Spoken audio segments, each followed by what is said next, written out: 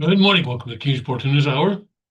We're now the first day in the 12th month, the 16th year of Chungi. Yes, we 11 down, one to go in terms of the heavenly calendar. And a month from now, or roughly a month from now, will be the True God's Day and the beginning of the 17th year of Chungi. Okay, so let's take our trip around the kingdom, see what's going on right now in Chongpyeong, Tennessee. We've got clear skies and 23 degrees, breezy this morning, otherwise chilly with sunshine and a few clouds. High of 37 today. Tonight turning clear and cold, low of 17, but not nearly as cold it is in father's hometown of Cheongju, North Pyongan province. Right now it's 2 degrees Fahrenheit, but a real feel of 18 degrees below zero.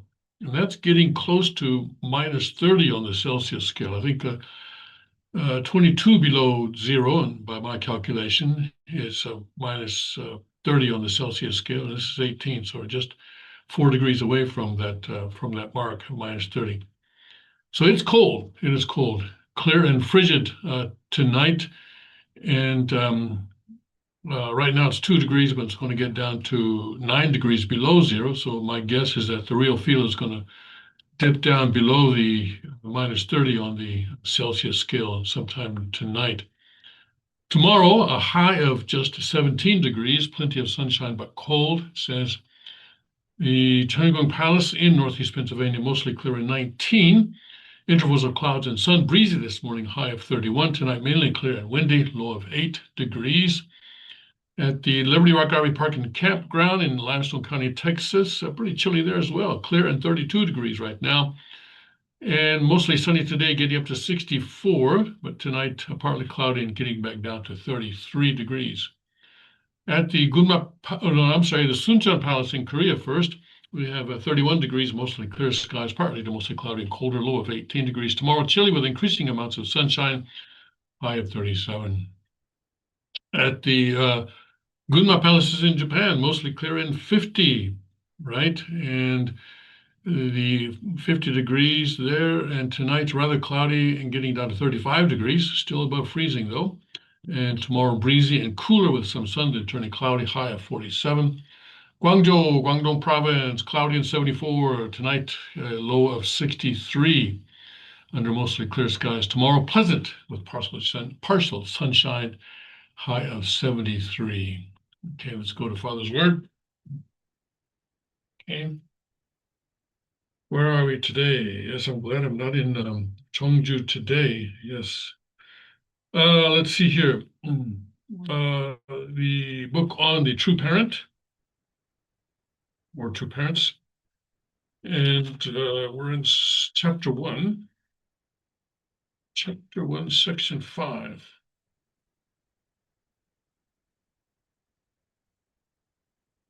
Point 3. And see, here we go. And Father says, well, let's go maybe back a sentence or so before I start the paragraph that I was led to.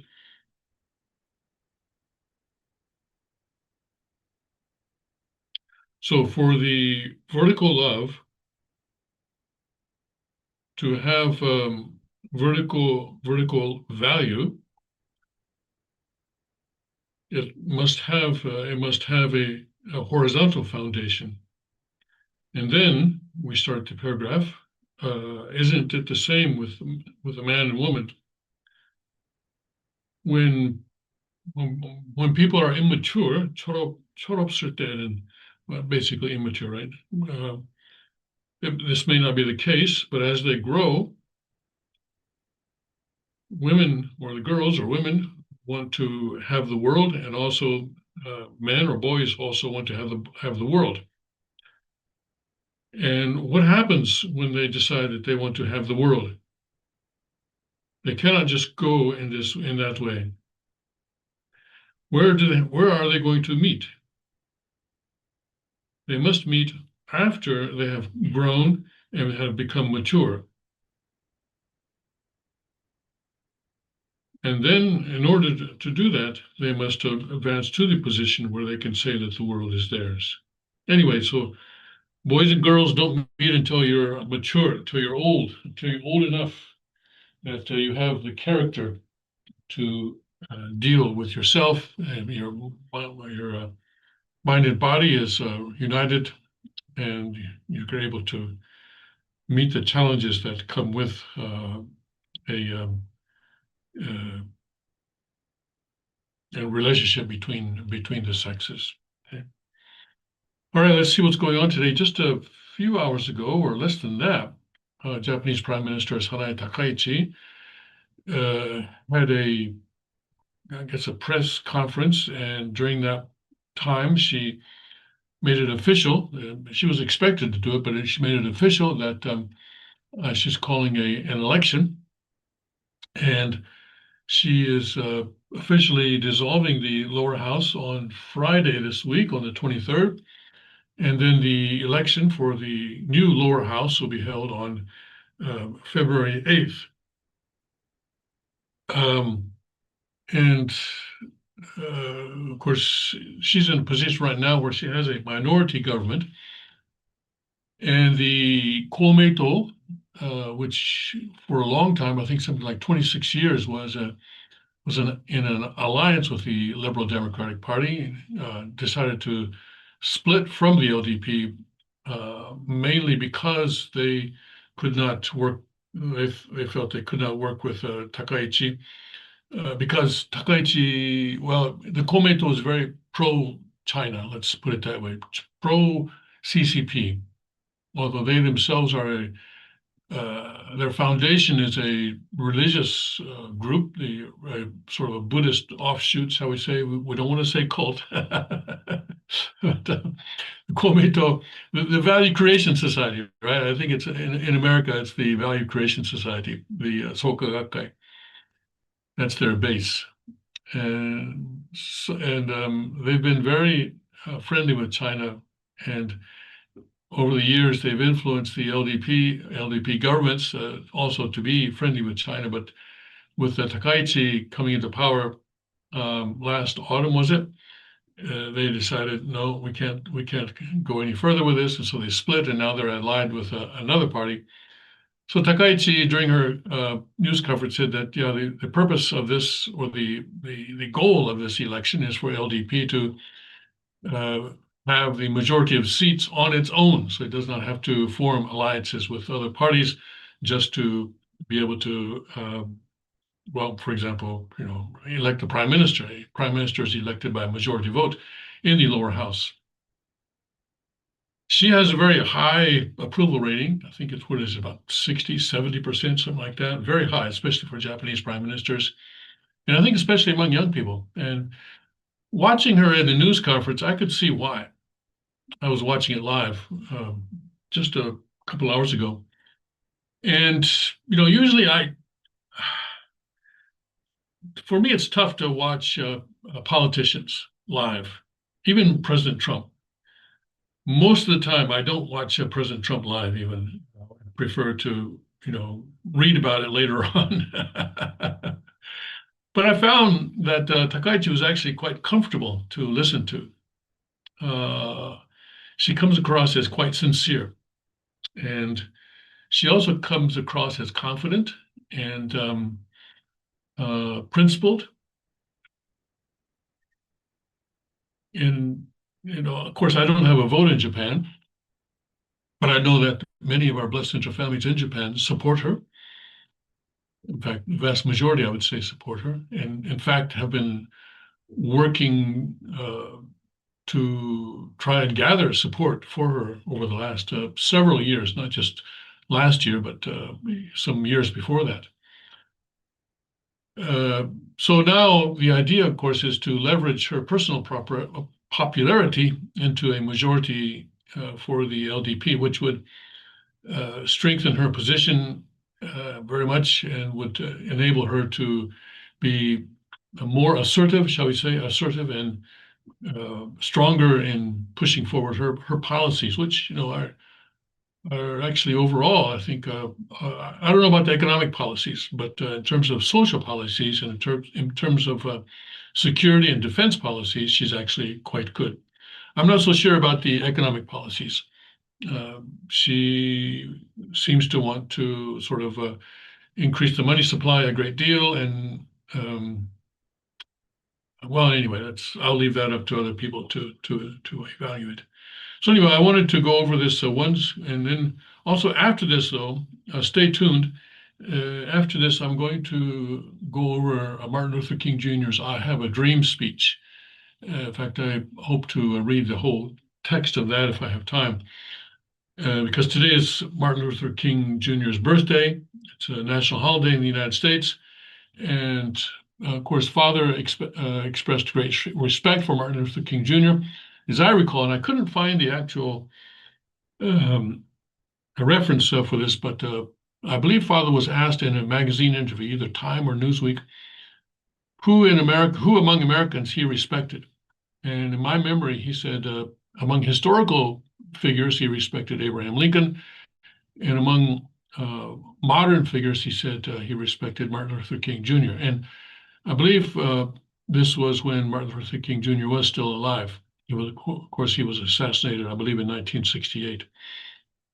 So anyway, I want to go over that "I Have a Dream" speech later on, because I think maybe many people uh, maybe have never been exposed to this speech, especially the younger people. And I think it's a speech that every generation needs to be aware of and uh, and to remember. So anyway, we'll be doing that afterwards. All right, let's go then to Takaichi and this story in a German publication. Popular Prime Minister Takaichi calls early election. And Sanae Takaichi hates Japan's hot summers and especially the humid heat of the campaign trail between July and September. But the weather is not the only reason Japan's prime minister has called for parliamentary elections in snowy February. And she apologized. She said, especially people in snow country. But anyway, she said she has her reasons, and she explained those reasons. The first winter elections in Japan in 36 years. The main impetus is her soaring popularity with voters. Weekend polls, opinion polls show her with a 78% approval rating. President Trump will be jealous of that. Takaichi, who replaced Shigeru Ishiba as prime minister in late October, wants to cement her popularity at the ballot box. Victory could either help her pad the current razor-thin majority she has with her new coalition partner, the Japan Innovation Party, Nippon Ishin no Kai, or perhaps even restore the absolute majority that her Liberal Democratic Party lost in 2024 election. Prior to the decision, Takaichi attempted but failed to convince the opposition Democratic Party for the People to join the governing coalition. The LDP can, if the LDP can regain the majority, Takaichi, who leads her country and her party, would no longer be dependent on opposition support to pass budgets and legislation. It would also allow her to build a network of loyal parliamentarians within the party. It's all quite daring, said Japan expert Axel Klein of the University of Duisburg-Essen in Germany, but Takaichi might be betting that her popularity could render her new coalition partner Ishin superfluous. Probably, yes. Yeah, I think that's actually pretty obvious, yeah, that's what she'd like to do. On Wednesday, the 64-year-old prime minister informed LDP leaders that she intended to dissolve the parliament with its regular session when its regular session is called to order on January 23rd. And Takaichi said she will provide more details on Monday. Well, she did that today. Japanese media report that the vote will likely take place on February 8th or 15th. Well, she said already. She's announced that it's going to be on February 8th. They always do it on a Sunday, and so that's why it's February 8th. Investors have already signaled their approval for the plan. The benchmark Nikkei 225 index shot to a record high in expectation that a Takaichi win would make it easier for her to implement her, quote, proactive, unquote, fiscal policies and the increased government spending it would bring. Yes, and so, well, increased government spending, that means increased money supply. That means that asset prices will go up. In other words, stocks will go up. And so people at the top of the economic food chain will benefit. We'll have to wait, but others I don't know because Japan is getting more and more inflation now. For a long time, it had deflation or at least a zero, sort of neither inflation or deflation. But now it's getting more and more inflation, and that of course hurts the people who are receiving a paycheck. One reason for her popularity may be that she is the first woman ever to serve in the nation's highest political office. Another is that she has an easy to understand plan for revitalizing Japan's economy and appears to be working hard to put it into place. She did away with the special gasoline tax and used expedited budgetary measures to finance energy and fuel subsidies. Tax cuts are slated for this year. She said during the news conference that she plans a 2-year moratorium on sales tax for food items. And I think in many US states, this is already in effect, a similar thing. I know in Pennsylvania, where my wife and I lived for, what was it, 8, 9 years or so, there was no sales tax on food items that you buy at the grocery store. Of course, for stuff that you buy in a restaurant, of course, there was, of course, tax. But I think so. Maybe she's inspired by that, and so the reporters in the news conference were asking, well, where are you going to get the money for this? Well, of course, she, she gets the money from wherever other politician gets the money. But why even ask? No, she's going to borrow it. Although she has said that she's going to keep the increase in Japan's debt to within the growth of the economy so as to reduce the debt to GDP ratio.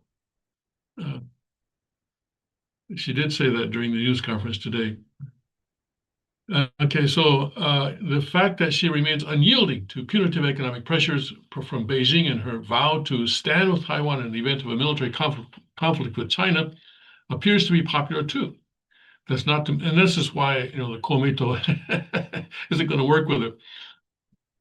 That's not to mention the fresh new wind she has brought to Japanese politics, historically the domain of elderly men. On Tuesday, she and South Korean President Lee Jae-myung played drums together at an official summit. Yeah, she's apparently a drummer.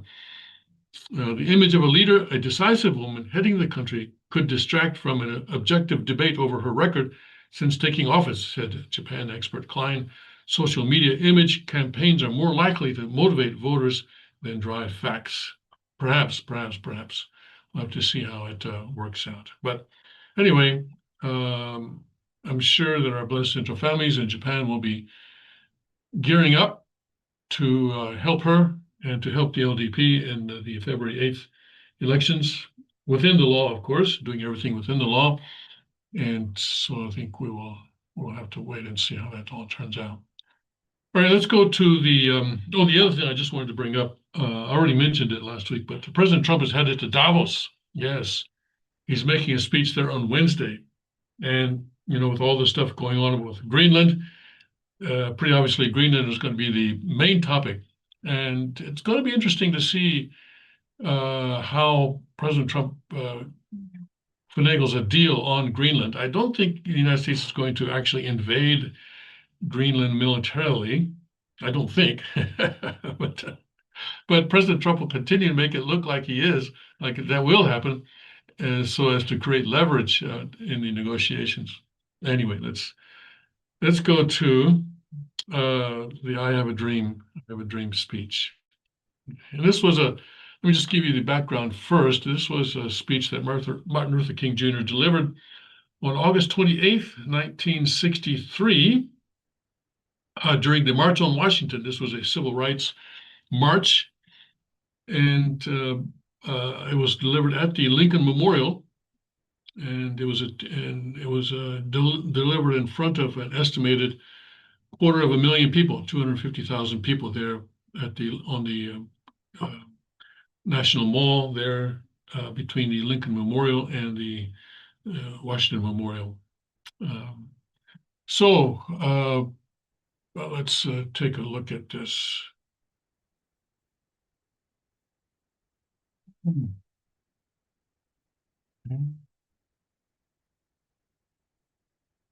Oops.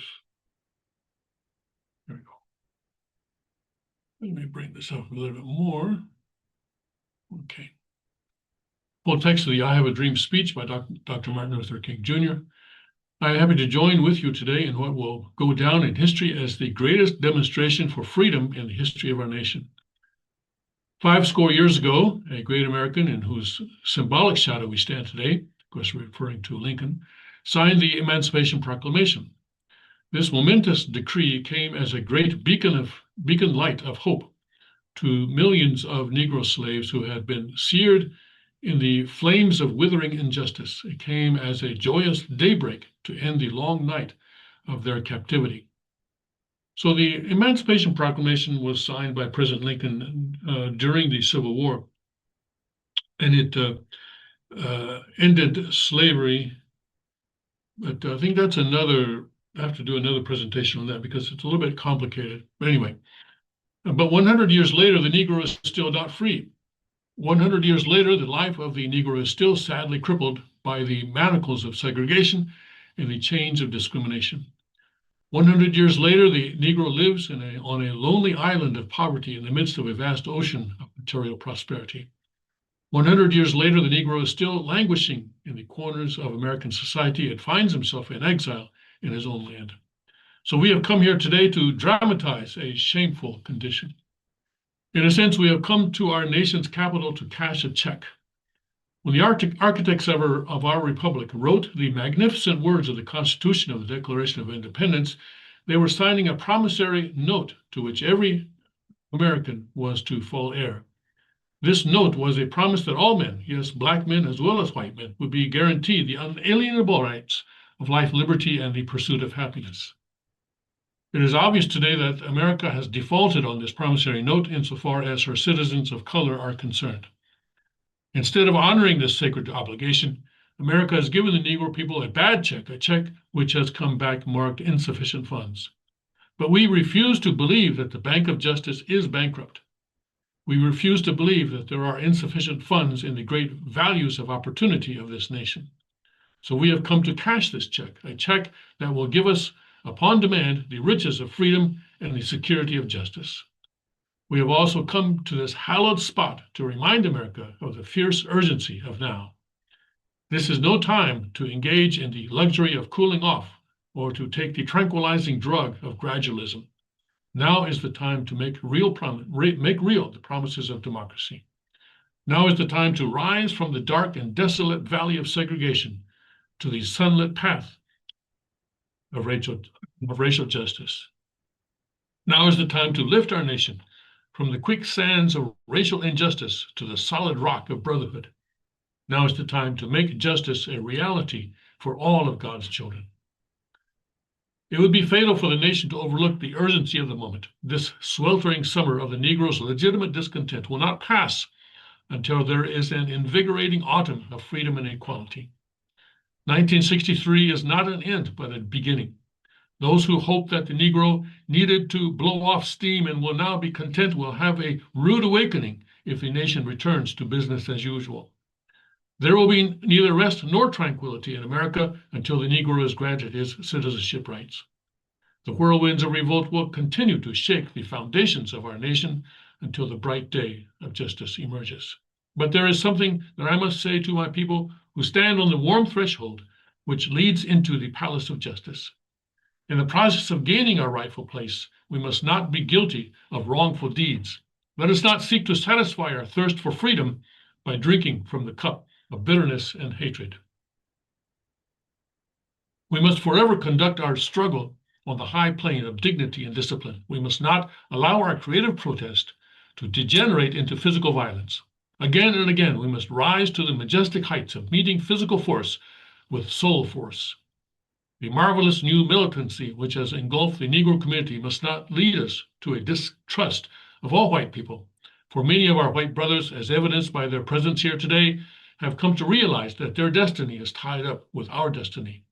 They have come to realize that their freedom is inextricably bound to our freedom. We cannot walk alone. As we walk, we must make the pledge that we shall always march ahead. We cannot turn back. There are those who are asking the devotees of civil rights, When will you be satisfied? We can never be satisfied as long as the Negro is the victim of unspeakable horrors of police brutality. We can never be satisfied as long as our bodies, heavy with the fatigue of travel, cannot gain lodging in the motels of the highways and the hotels of the cities. We cannot be satisfied as long as the Negro's basic mobility is from a smaller ghetto to a larger one. We can never be satisfied as long as our children are stripped of their selfhood and robbed of their dignity by signs stating for whites only. We cannot be satisfied as long as a Negro in Mississippi cannot vote, and a Negro in New York believes he has nothing for which to vote. No, no, we are not satisfied, and we will not be satisfied until justice rolls down like waters and righteousness like a mighty stream. I'm not unmindful that some of you have come here out of great trials and tribulations. Some of you have come fresh from narrow jail cells. Some of you have come from areas where your quest for freedom left you battered by the storms of persecution and staggered by the winds of police brutality.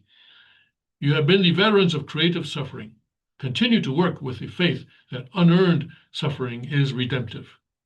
Go back to Mississippi, go back to Alabama, go back to South Carolina, go back to Georgia, go back to Louisiana, go back to the slums and ghettos of our northern cities, knowing that somehow this situation can and will be changed. Let us not wallow in the valley of despair. I say to you today, my friends, so even though we face the difficulties of today and tomorrow, I still have a dream. It is It is a dream deeply rooted in the American dream.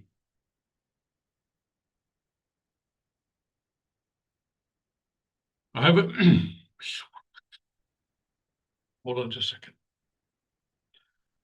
I have a dream that one day this nation will rise up and live out the true meaning of its creed. We hold these truths to be self-evident that all men are created equal. I have hold on.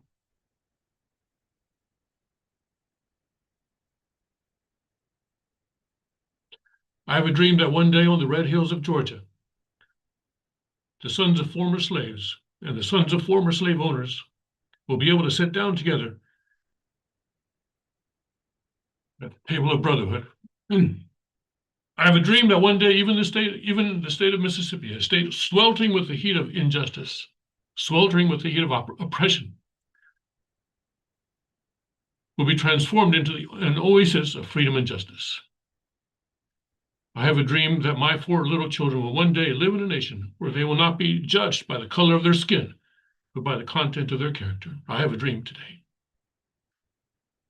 I have a dream that one day down in Alabama, with its vicious racists, with the governor having his lips dripping with the words of an interposition and nullification, one day right there in Alabama, little black boys and black girls will be able to join hands with little white boys and white girls as sisters and brothers. I have a dream today. I have a dream that one day every valley shall be exalted, every hill and mountain shall be made low. The rough places will be made plain, and the crooked places will be made straight, and the glory of the Lord shall be revealed, and all flesh shall see it together. This is our hope. This is the faith that I go back to the South with. With this faith, we will be able to hew out the mountain of despair a stone of hope.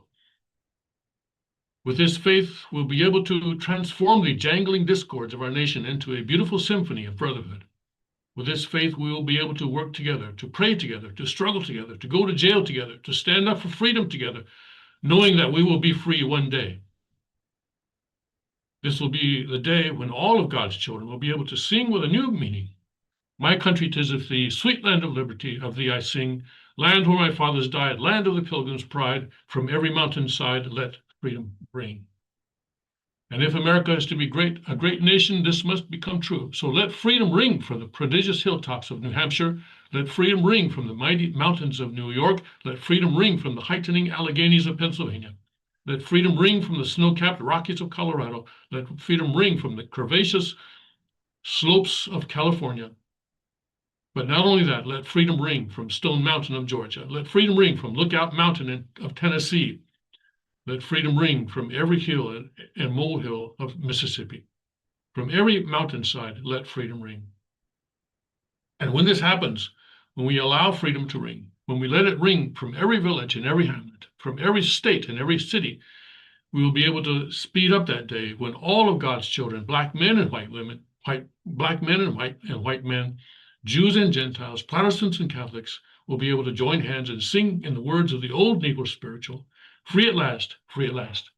Thank God Almighty, we are free at last. Praise God.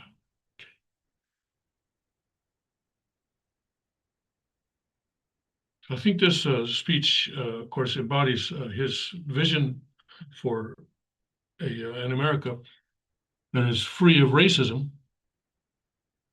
Racism, by the way, is something that is not just unique to America, but is endemic in every society.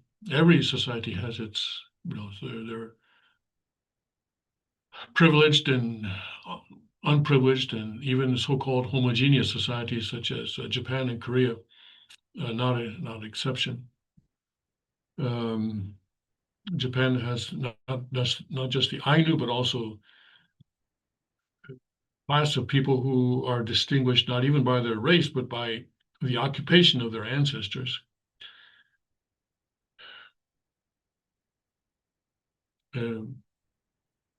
So it is. So in that sense, it is a speech that expresses hope for all humanity in all the world.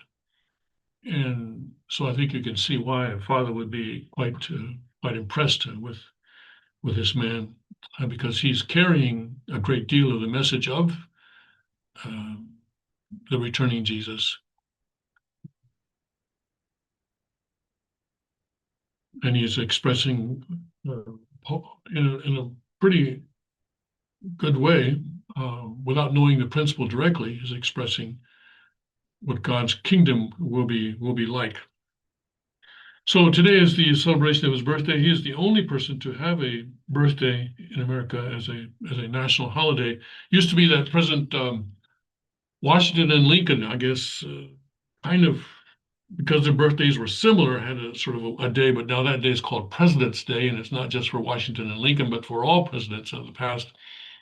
Um, so, so Dr. King Jr. is the only person now to have his birthday celebrated as a national holiday.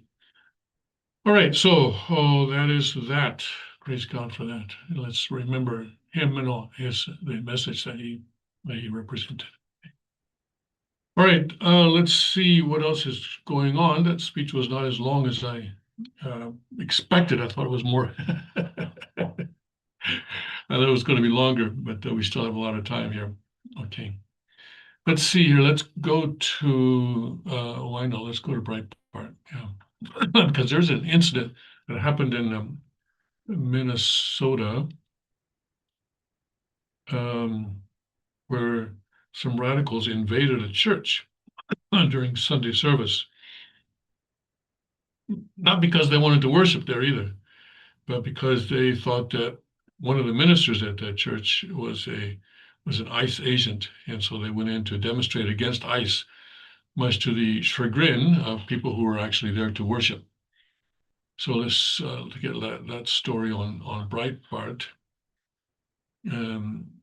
Anti-ICE protesters invaded a church in Minnesota on Sunday, accusing the pastor of being a U.S. Immigration and Customs Enforcement agent. In a live YouTube video recorded by former CNN host Don Lemon, protesters were seen storming into City's church in Minneapolis. Protesters were heard chanting, "Hands up, don't shoot," and "ICE out." Lemon was heard clarifying on video that he was, quote, not part of the group, unquote, and that he was just there, quote, photographing. Lemon explained that according to the protesters, they had allegedly discovered one of the pastors is a member of ICE. I wonder who their source was. I wonder who their source was. Who told them that? Jonathan Parnell, the lead pastor, described the protests as unacceptable, adding that it is shameful to interrupt a public gathering of Christians in worship. According to Mediaite, while some church attendees were irate with the intrusion and yelled at the protesters to beat it, the former CNN host defended the protesters. Yes, of course. A number of church attendees were irate with the intrusion and yelled at the protesters to beat it. Lemon defended the protesters, saying they were simply exercising their constitutional rights to protest. This is what the First Amendment is about, the freedom to protest, Lemon told viewers. I'm sure people here don't like it, but protests are not comfortable. Well, wait a second. I think they were kind of trespassing, weren't they? I mean, they were not welcome. They were not part of the event that was going on there. So I'm pretty sure you can count that as trespassing. The church is a private organization, so it has a right to ask certain people to leave. And I don't know if they did that, but if they did, then these protesters were trespassing. So I don't see how, Lemon can say that this is a constitutional right. Assistant Attorney General for the Civil Rights Division, Harmeet Dillon, revealed that an investigation had been launched into the potential violation of the Federal FACE Act. The Civil Rights is investigating the potential violation of the Federal FACE Act by these people desecrating a house of worship and interfering with Christian worshipers, Dillon wrote on X. Breitbart News' Catherine Hamilton has previously reported that the FACE Act, which was passed in 1994, prohibits violent, threatening, damaging, and obstructive conduct intended to injure, intimidate, or interfere with the right to seek, obtain, or provide reproductive health services. Oh, okay. So what does that have to do with worship? The act was written to equally protect abortion clinics, pro-life pregnancy resource centers, and churches. That's interesting. Okay. All right. All right. So somehow, is that the best I can do? Seems kind of weak to me. There must be something else that you can use against people who invade churches and disrupt worship services, like, the thou shalt not trespass law. There must be such a law, right? Anyway, but this is Minnesota. Minnesota, maybe they don't have an anti-trespass law. I don't know. Okay, see. Trump endorses Peter Schweizer's great new book, The Invisible Coup. And so let's take a look at this. This is Peter Schweitzer has been writing a lot about corruption in Washington, D.C. and places like that. And his most recent book is called The Invisible Coup, How American Elites and Foreign Powers Use Immigration as a Weapon. And now President Trump has endorsed this book. He said it's a great book to read. A great new book by #1 best-selling author Peter Schweitzer is out Tuesday. He wrote, "It is both vitally important and very interesting. Bad things have been happening to the USA and we must stop it. Now, we will not let anyone bring down the American empire. Buy this book," he added. As Breitbart News reported, Schweitzer details in the book how Chinese elites have exploited America's birthright citizenship policies by engaging in a practice known as birth tourism, whereby Chinese mothers intentionally travel to the United States, give birth on American soil, so that their newborn children would automatically be granted citizenship. Our birth tourism's biggest appeal is the chain migration that it triggers. When such children turn 21, they can also apply for resident status for both of their parents, Schweitzer explains. To demonstrate the extent of the practice, he uses the U.S. territory of Saipan in the Pacific as an example, writing that more than 70% of the newborns in Saipan are PRC, that's the People's Republic of China, birth tourist parents who utilize the territory's 45-day visa-free visitation rules and a covenant of the Northern Mariana Islands to guarantee that their children will receive American citizenship. And this is published by HarperCollins and is available to purchase now, I guess, okay? And also, I see headlines that in 2030, that's 4 years from now, 1 million Chinese with American citizenship will be able to vote in American elections because they have American citizenship. So I guess that's why there are movements in Washington, D.C. to end dual citizenship for Americans. Right now, for example, if a U.S. citizen acquires another second citizenship, such as in Korea or Japan or any place else, the U.S. doesn't care.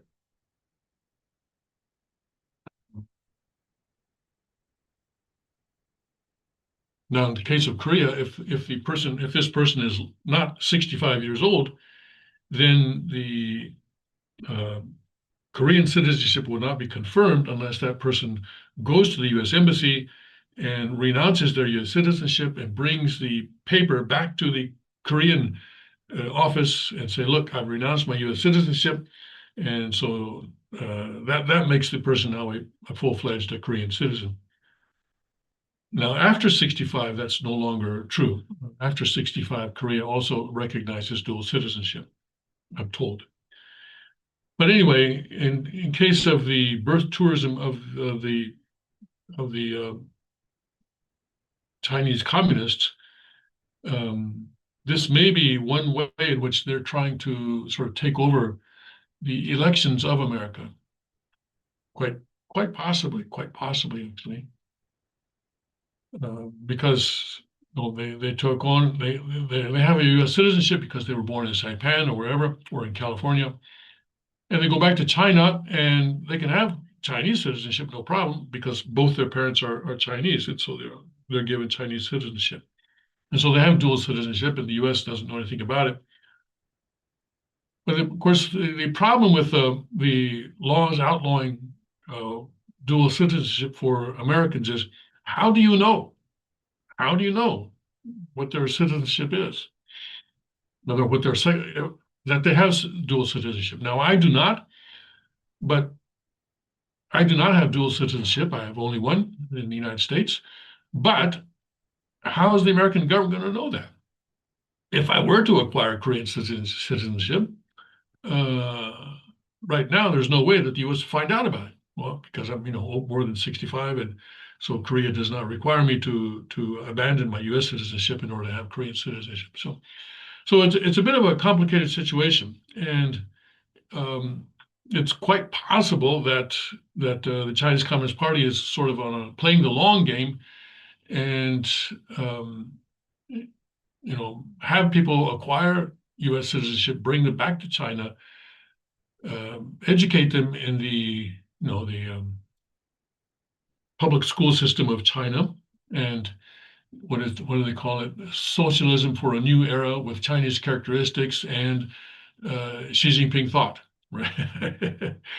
Make sure that they're thoroughly educated in that dogma, and then when it comes time for election, then uh, they can vote for president at least. Now, if they're born in Saipan, maybe they can't vote for the Senate or the House, or not the Senate anyway. Also the House, no, but at least they can vote for president if they're U.S. citizens. Yeah. True. Yes. So some people are calling this not the Manchurian Candidate. That was a famous movie years back where a candidate was kind of, what was it? I guess he was brainwashed by China and then sent into the U.S. to become president. But these are called Manchurian voters, sort of a play on the title of that movie, the plot of that movie. Anyway, let's see here. Okay. And then the next story we have here is let's go here. Socialists in Minnesota are going to be spreading the Minneapolis Rebellion. War on ICE intensifies. Okay. New York socialists are marshaling an army of more than 4,000 activists. Well, 4,000 is hardly an army, but anyway, to form rapid response brigades. Is it an army or a brigade? To disrupt federal immigration enforcement in an expected crackdown on illegal aliens in America's largest city. Well, of course, New York City is already, they've got a socialist mayor, so they're ahead of the game.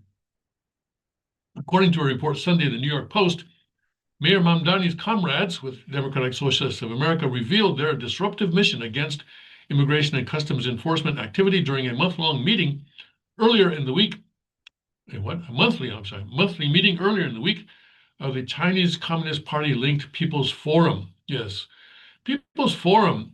Do they explain it? It's quite a organization. Do they explain it here? Yeah, People's Forum is organization that looks for opportunities to spread socialism in America, and they're funded by that U.S. or American millionaire. Is he millionaire or billionaire? I'm not sure, but anyway, guy with lots of money. And last I heard, he was living in Shanghai. But it is a CCP link, yes, it is definitely. As we've seen in other cities, we still do anticipate a big wave of federal immigration enforcement. A DSA leader who only identified herself as Marina told the crowd of more than 100 members, according to the Post. She added, it can be confusing, it can be scary, it can be of uncertain what's happening in New York right now, but we want to be on our front foot if and when it does. New York City chapter is training 2,000 DSA members and another 2,000 non-members, along with activating 50 additional trainers. According to the Post, the group is also beefing up staffing of its ICE hotline to operate it around the clock. The group apparently is looking for multilingual volunteers as well to deal with migrants who have arrived illegally from distant countries and settled in New York. If you speak Pular, if you speak Creole, if you speak Fulani, come find us, urged a leader. We really want you on the team. The group did not estimate what the operation will cost, but the member-funded organization, in other words, this guy in Shanghai, he's funding it, asked for donations several times during the 2-hour meeting, according to the report. Of course, donations are important, not just because it gives them money, but because it creates buy-in by the donors. According to the Post, the majority of the crowd of mostly white Gen Z socialists said they were first-timers galvanized by the death of Renee Good, the 37-year-old Minneapolis mom fatally shot by an ICE agent during a confrontation earlier this month. The anti-ICE group Good was was trained to resist immigration crackdowns and a model for the combative Minnesota tactics they hope to bring to Gotham. So they want to create, situations like Renee Good, and because that is something that they can exploit. And they don't care about the woman who died. They just care that the fact that they can exploit her death. That's all. And the fact that she died is enough. Then they can blame that on the ICE agent, regardless of the facts. The facts don't matter. Just as soon as she dies, then they go out and blame it on the agent, and they don't wait for the facts. They don't wait for evidence. They just blame. And this is how they work. This is how Leninist movements work. That's basic revolutionary theory and tactic. Like operations by agitators in Minneapolis, DSA plans to include showing up in mass at reported ICE sites, employing loud whistles and impeding the immigration agents trying to enforce federal law. The DSA reportedly has been recruiting protesters by canvassing immigrant neighborhoods that include Chinatown, Bushwick, and Jackson Heights. It has not been revealed if and when the Department of Homeland Security would launch a massive immigration enforcement sweep with thousands of agents in New York City, as it has in Minneapolis. Apart of a nationwide effort, ICE has been announcing the arrest of the worst criminal illegal aliens from across the country, including those convicted of homicides, rape, child sex assaults, and other crimes. Most recently, the Breitbart News reported ICE released a list of illegal aliens arrested during a surge in Minnesota, which included convicted killers and child rapists from all over the world allowed to roam free in the sanctuary state. DHS announced a plan earlier this month to open a new ICE detention facility upstate in Chester, an hour outside of New York City, which would hold 1,500 illegal migrants, the Post reported. It would more than double the area's detention capacity. Okay, well, we'll see. I guess, creating a sanctuary city situation like this kind of creates a concentration of targets for ICE. So in that sense, it helps them. But then, of course, with the socialist mayor, there's sure to be trouble. There is absolutely certain that there's going to be trouble. We'll have to see what the New York Police Department does. New York police may be kind of independent of this whole situation. We'll have to see what happens with that. All right, ice will burn, it says, huh? Okay. And here,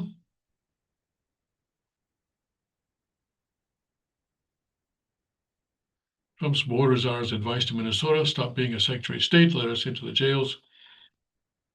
Okay, and 1,500 troops may soon deploy to Democrat-run Minnesota.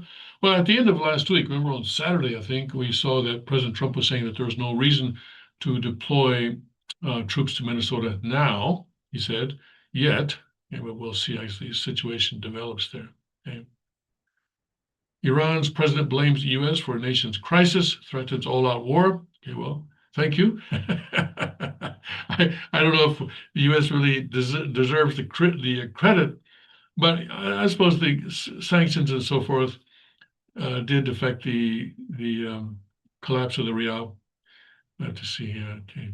And Pennsylvania Governor Josh Shapiro, who's a Democrat, alleges Kamala Harris' staff, who's also a Democrat, questioned if he was an Israeli agent. Okay.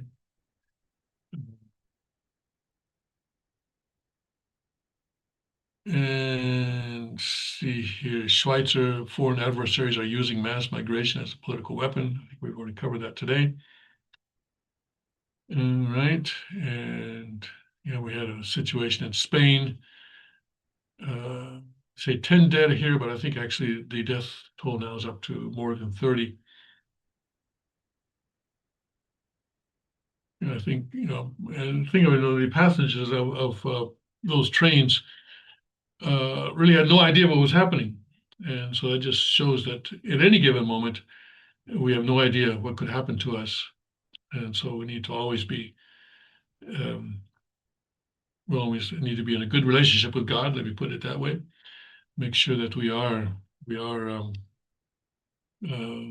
ready to go to spirit world at any given time. And see here, drone strikes cut power to 200,000 homes in Russian-occupied Ukraine. Oops, they don't want me to look at that one. Okay, I'm sure I could look at it by switching to a different VPN, but I just let it ride. Okay. Locals in Mexico riot as soldiers shut down town party honoring cartel boss. Okay, yes. An Australian woman awakens to find an 8-foot python coiled on her chest. That sounds like Australia. Okay, this one we can see, all right, I think. For some reason, this one is okay. Oh, I guess that's a photograph of a python, I guess. All right. Mm.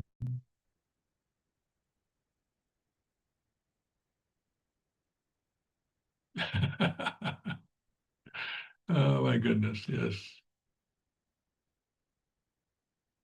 That's better than that movie. What is it? Snakes on a Plane. They made a whole movie just titled "Snakes on a Plane." Yeah, this is the one. The Manchurian Generation ballot flood. This is what I was talking about. More than 1 million Chinese with U.S. citizenship could vote in 2030 elections. Okay, I guess that's part of Schweitzer's book. Okay, yes. So he's saying that China is playing the long game in this way. Could be, could be, could be, could be, could be. Yes. Yes. Right. Okay, I think it's about all we can get from Breitbart. Let's take a look at the Epic Times, shall we? Several countries confirm receiving U.S. invite to join Gaza Board of Peace. Carney to play a role in U.S.-led Board of Peace in Gaza. Carney, is that the Canadian Prime Minister? I guess so. He will take a role in the new Board of Peace for Gaza formed by U.S. President Donald Trump, which will oversee the reconstruction, economic recovery, and administration of the region, according to a senior government official. I don't know how this is going to work. You know, you have basically a foreign organization composed of global elites, white men for the most part, I guess, and they're going to oversee the reconstruction, economic recovery, and administration of the region. Really? Come on. So right now you got okay, Marco Rubio, okay, you got Steve Witkoff, you got Jared Kushner, you got Tony Blair, billionaire Mark Rowan, president of the World Bank Group. There's a group now. Ajay Banga and U.S. National Security Advisor Robert Gabriel. While Carney's name was not on the list released by the White House, the prime minister is set to accept a role on the board. A senior government official told media traveling with Carney overseas. Hmm. I don't know. It's kind of a, you know, what shall we say, decentralized nation building, right? Basically, what it is. I'm skeptical here. I'm skeptical. I mean, uh, are there any Gazans on the board? Come on, you would think, right, that the people who actually live there might have a say. I'm not sure how this is going to work. Yeah, well, at least 39 now are dead. So apparently one train derailed somehow and then crashed into another train. And you know, this has always been kind of one of the sort of the nightmare scenarios for the Shinkansen, for example, because, well, you know, Japan has a very high suicide rate, right? And one way that people commit suicide is they jump in front of trains, especially subways in Japan. Now, some people jump off a bridge, but others prefer to do it the subway in the subway. And so always there's been this fear that people were going to use the Shinkansen as a way to commit suicide. That I'm not aware if that has happened. I wouldn't be surprised if it has, but they go to very great lengths to prevent this sort of high fences on both sides and that kind of stuff. And also, most of Shinkansen is elevated, so you can't really climb up there to do that. And you know, stations now they have these what shall I say these anyway obstacles that come down when well, it's not really a fence, but anyway, there's some obstacle there that comes down when a Shinkansen is going by in many stations, not all stations, but in many stations. But I would hate to think what would happen if someone jumped in front of one of those things. Well, first of all, um, it goes so fast that you have to the timing. You know, doing the timing I think would be difficult. But I don't know. I don't know. But I don't know how this derailing in Spain took place. Does it tell us? Uh, how did the derailing come down? The tail end went off the rails and slammed into a train with some 200 passengers coming from Madrid. Okay. Hmm. Okay, so anyway, I'm sure they will investigate this to see what happened. All right, continuing.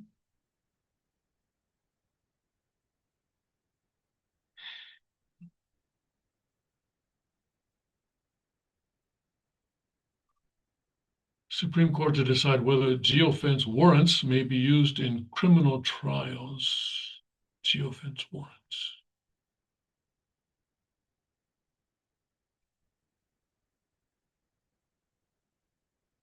Hmm.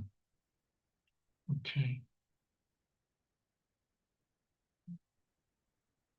FBI's 4-acre geofence dragnet at the U.S. Capitol on January 6th violated Fourth Amendment.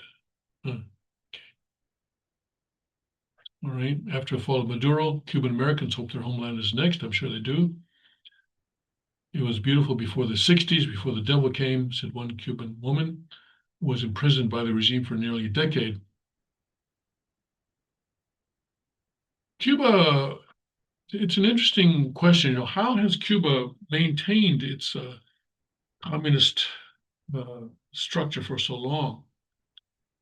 And of course, there have been a number of, I guess, failed attempts to end the regime there. Of course, there's the Bay of Pigs. If you're not aware of what that was, you can look it up. The Bay of Pigs, when President Kennedy basically tried to, well, what did he do anyway? I mean, anyway, it involved a group of Cuban Americans who, I guess, were going to, well, they did actually invade the island, and they were expecting some backup from America, which was under the Kennedy at that time, and they didn't get it.